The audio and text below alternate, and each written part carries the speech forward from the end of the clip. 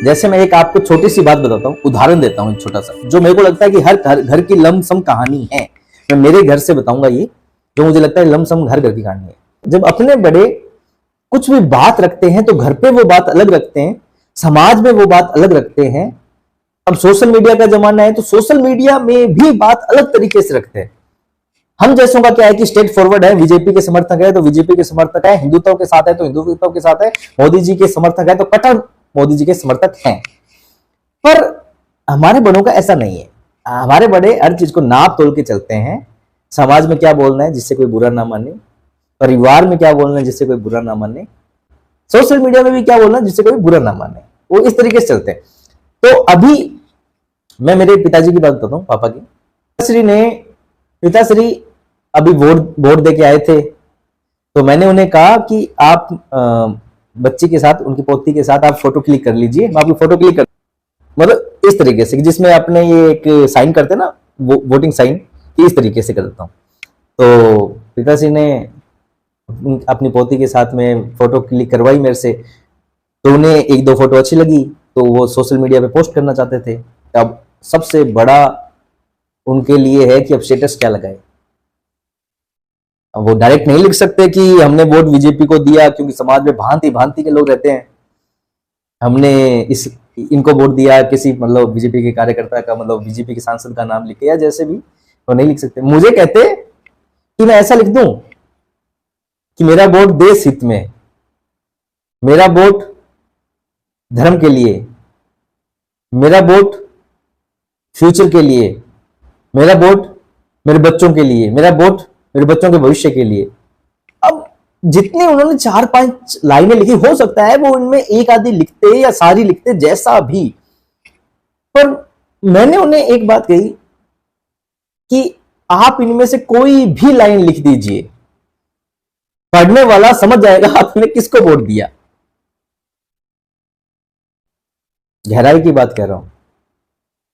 इन सभी लाइनों में अर्थ अलग अलग है, भाव एक है।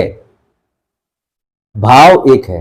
यदि आपने देश हित में वोट दिया है तो आप किसे देंगे?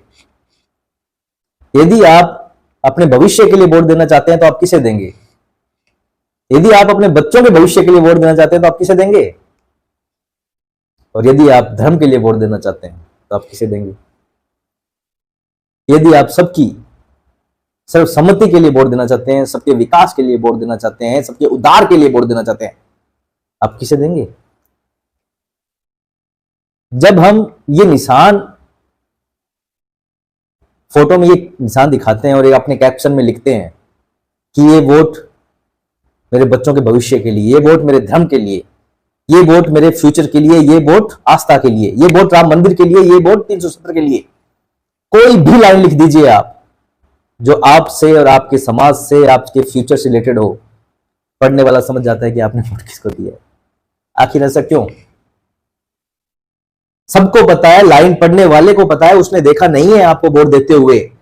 लाइन पढ़ने वाले तक को पता है कि इन सबकी जो विचारधारा है वो बीजेपी से मिलती जुलती है। बीजेपी से मिलती जुलती नहीं, बीजेपी की ही है।